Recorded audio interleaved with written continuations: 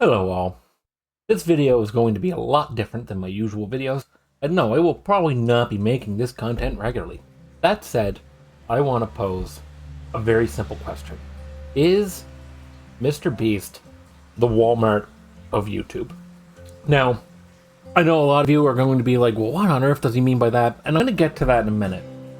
But first, I kind of want to build up to it because, for those of you that don't know, an internal document from Mr. Beast Production Company just leaked, and it's titled on the screen here, How to Succeed in Mr. Beast Production. I've just read it, and I'm going to start off with the good things that I have to say about it. This document is packed full of good, actionable advice on things like staying focused on your goals, staying focused on your metrics, how to improve your metrics like CTR, and stuff like that. It is absolutely fantastic in that regard. Mr. Beast says in the document that he has spent thousands of hours studying the YouTube algorithm, and frankly, in this document, I think it shows.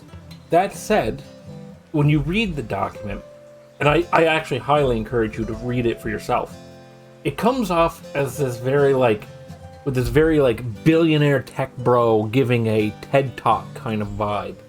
And it's very, in my opinion, it has this very self-aggrandizing tone. So, I'm going to get into a couple of examples of what I mean by that.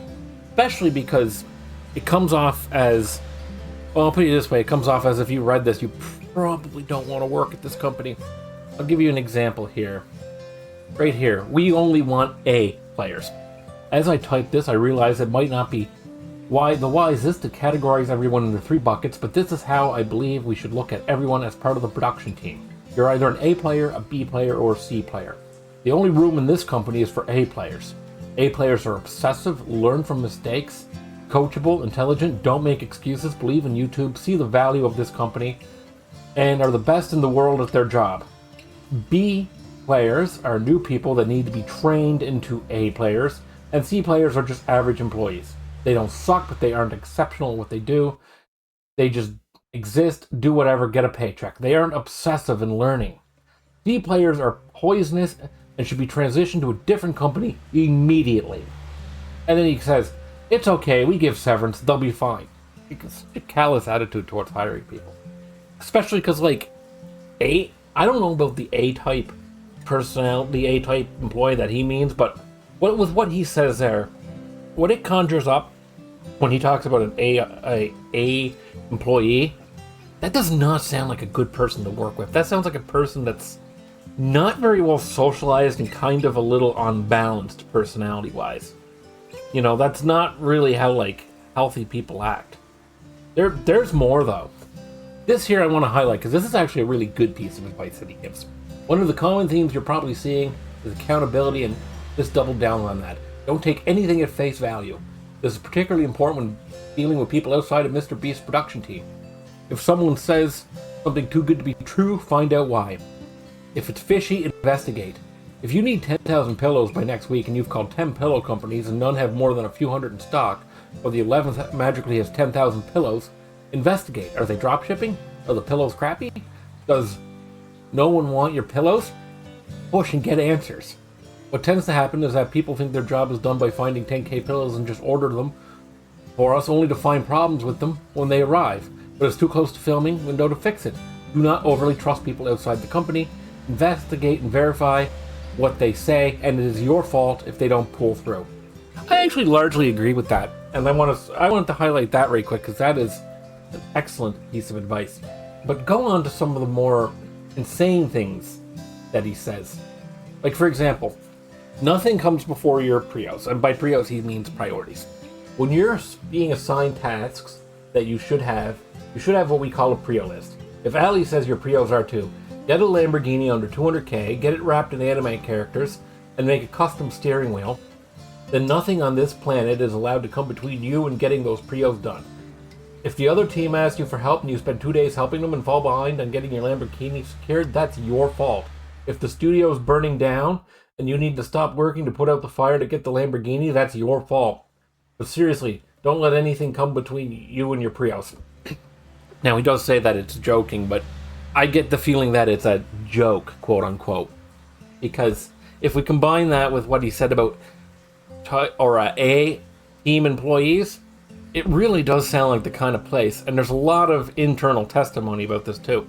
It really does sound like the kind of place where people are being told to make, or being made impossible demands, and then getting completely crapped on when they don't meet those impossible demands. It's almost like setting people up to fail. And yeah, people do it. People that are even very successful do that because it's an ego trip. And like I've said, this document just reeks of a self-aggrandizing ego. But I'm going to get on to a little bit more here. This is another one. No does not mean no. When dealing with people outside of Beast Productions, never take a no at face value. If we need a store to buy everything inside of, and you call the local Dollar Tree and the person says, no, you can't film here, that literally doesn't mean talk to other employees, see if there are any fans or have any kids that are fans. Try talking to their boss's boss. Have me DM them on Twitter or try their social media team. If all avenues are exhausted and we're left with a no, that doesn't mean don't try the other Dollar Trees, because the managers of those could be huge fans and willing to bend the rules. Basically what I'm trying to convey is what we call pushing through no. Doesn't that sound kind of rapey, frankly? Right down here, work on multiple videos every day. Please do not come in and work on one video during a workday. That's how you fall behind on future video and create a nasty cycle that I'm trying to stop. If you drop everything and go all in on a video for 3 days, then that's 3 days your other videos will fall behind, and eventually you'll have to drop those videos to focus on other videos, and it will snowball into you can't do anything but focus on what's in front of you right now because you murdered any lead time you had. If you work on only one video during a day, you failed as a Mr. Beast employee that day. I want to go, this part here, a lot of this stuff is actually, this is the part I was looking for. Spectacles. This is something else I want to talk about here. Spectacles are the only videos that Mr. Beast's channel can do, but not every video should be a spectacle. We realize that these videos are hard, but that's the point. I hate having tons of people on set, and if someone is necessary, that's fine. If not, kick them off or go have them watch from behind a monitor. Create an environment where the contestants feel natural. Also, I'd rather you be honest with each other than nice to each other. And here's a kicker. Do not talk down to talent or do anything that makes them feel like crap. I need them to be happy and in a good mood, and those boys are special to me. Ideally, with most talks with talent, Chris, Carl, Chandler, Nolan go through me, Ali, or Tyler to avoid confusion amongst them. Okay, now, yeah, he constantly refers to Chris as Chris throughout this document. I don't know why, I don't know what's up with that, but I do want to clarify that. Also, another thing is that this document is absolutely littered with that kind of like weird swearing that you see a lot of left-wing people do, where they just kind of swear out of nowhere. And it kind of has this very like, I'm 14 years old and I just figured out what the F word kind of vibe is. This is another good part I want to read out. What is the goal of our content? To excite me. The goal of our content is to excite me. That might sound weird to you, but especially if you're new, it's what's most important. If I'm not excited to get in front of the camera and film the video, it's simply just not going to happen. I'm not fake. I will be authentic. Yeah, okay. Anybody who follows the Mr. Beast drama knows about that. And that's partly why the channel does well. If I'm not excited by the video, where luckily I'm a pretty predictable guy, at least in this regard. What excites me is what I believe will make the audience happy. That's what it always excites me and always will be. I'm willing to count to 100,000, bury myself alive, walk a marathon, largest pair of shoes if I must.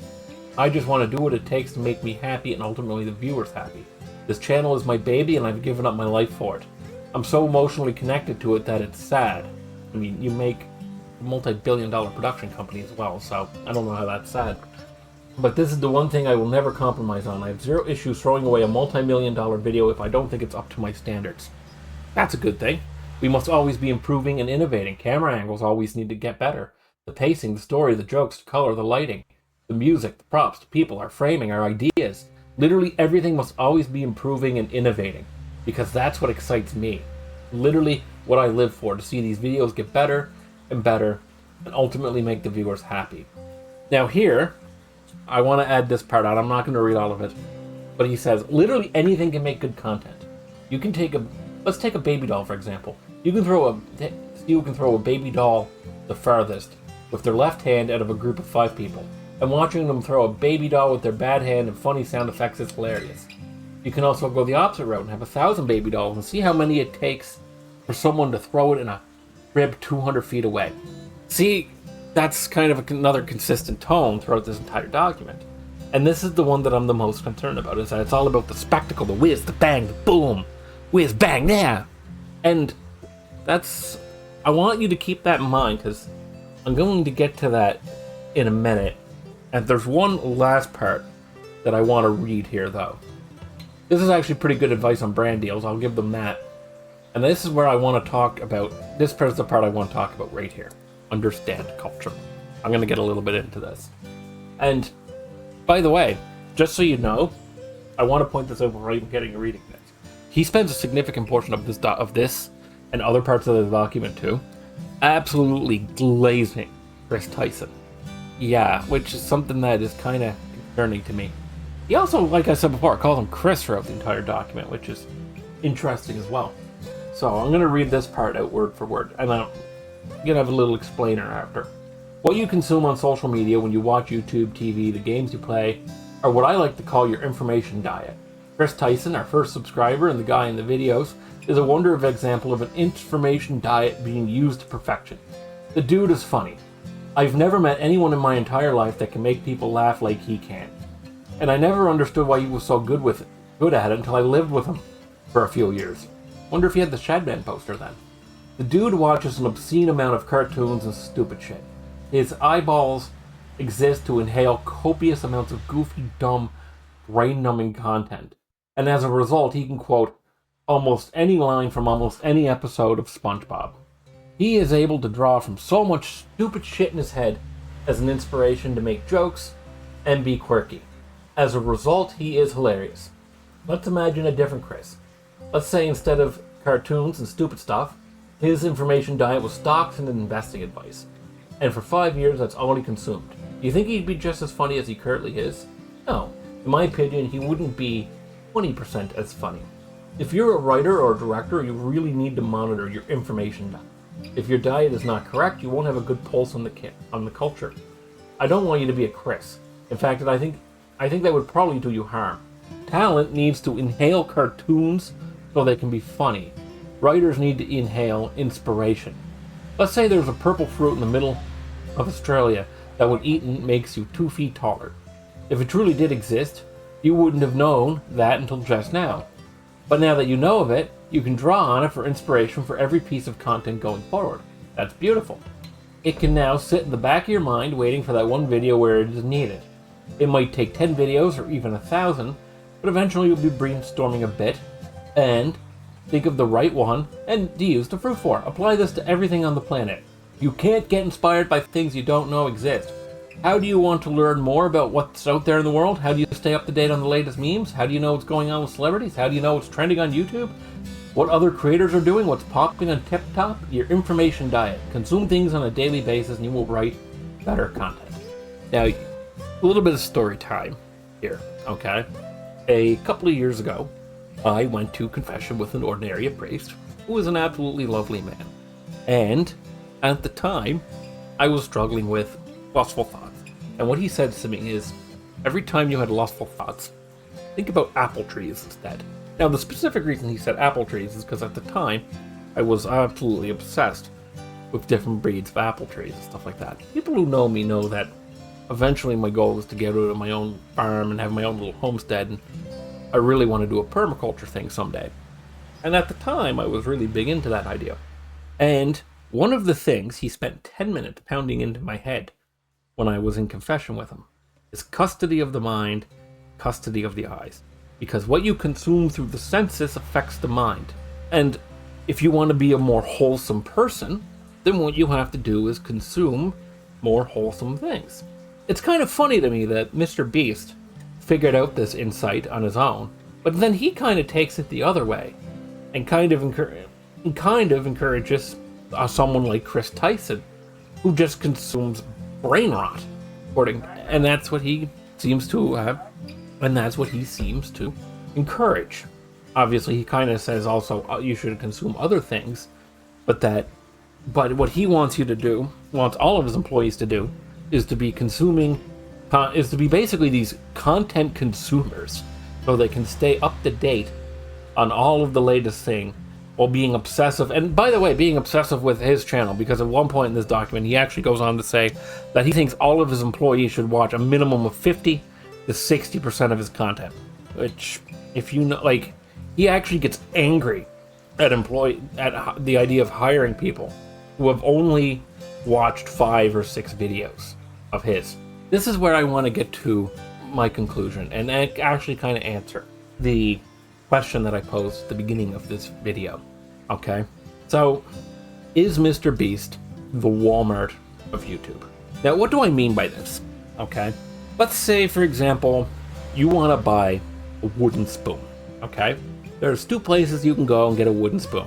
You can either go to the local farmer's market. Okay, you can go find the guy sitting there with a stall with these beautiful hand-carved oak wooden spoons that are like $20 a piece. Okay, or you can go to Walmart. You can get something kind of junky made out of pine, but then you only pay like $5. But when you're in the farmer's market, you're in this very nice, very wholesome environment, very down-to-earth people around you, with lots of fresh produce around, great smells, great people, everyone's friendly. You know, there's probably about 6 or 7 old ladies just stopped in front of stalls, talking to people, holding up the line. You know, a very down-to-earth environment, a very authentic environment. Whereas you go to Walmart, everyone's kind of dreary. People are trying to get in, just get out. No one's really talking to anyone. And it's just big, wit, bang. Ooh, yeah, ooh, look at this. Like advertisements everywhere. Basically like frying your brain. And is Mr. Beast that but for YouTube? That is my question. I want to elaborate this on one other point here. Is that Mr. Beast, the reason I think that he kind of is the Walmart of YouTube is because he has a lot of data in here that he's compiled himself about YouTube and the algorithm and on how it's all working. And like I said, it's a great read. For those of you who have read Spengler, okay, or consumed a lot of Spengler content, you'll know that the death of a culture comes when the culture begins to question itself and its very basis. For example, Spengler thinks that for Roman Man, this decline, this questioning of itself came with Socrates, and this eventually, over time, completely eroded the entire basis of self-confidence for the culture. And he thinks the same thing happened to us with the quote-unquote Enlightenment. And I'm wondering, could we take Mr. Beast and apply that to YouTube? Is he this sort of questioning of the YouTube culture, this deconstruction of the YouTube culture that is going to ultimately lead to its destruction by it becoming a Walmart-fied version of itself, where nothing is really authentic anymore, and everything is just this kind of, ooh yeah, big spectacle with boom stuff that we see now so commonly. And I actually will also like to pose what kind of effect that's going to have for the future as people's attention spans get more and more degraded, and people are getting more and more overstimulated. Are we going to end up with a YouTube that has no more authenticity and is just constant overstimulation, and we end up at a point where the people don't even want authenticity anymore because it's not overstimulating enough for them? Is that where we're headed? Anyway, I'm just some idiot talking on YouTube, so feel free to not listen to me at all. I know I broke every YouTube rule of saying that, but honestly, I don't care. I just want to put that question out there. So, if you like this video, even though it's radically different from what I normally do, don't forget to like and subscribe and pray every day.